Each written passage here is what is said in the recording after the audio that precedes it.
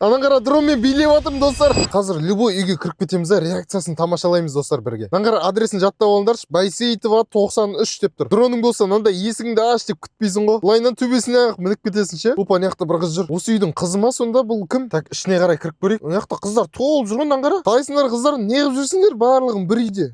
Ана медальдардың барлығы сендердікі ма?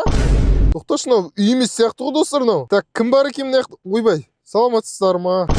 Кірсем бола ма? Не қылып жүрсің дейді маған. Мына билейтін жер ма достар? Билеп үйрететін жер ғой да. Маған шық деп жатыр. Шығайын ба не? Пожалуйста, сәл көре тұрайын қалай билейтіндеріңізді. Блин, достар кіргізбей жатыр ғой мені. Билеп үйрететін жер ғой да, сонда бұл. Шықпай ақ қойыңызшы, бір үйретші маған да. Давай, мен де билеп үйренемін дронмен. Так, дронмен қалай билейме достар? Давай кеттік ал, билейміз. Мен былай қозғаламайды екенмін ше, бірақ ше. Анан қара дронмен билеп жатырмын достар.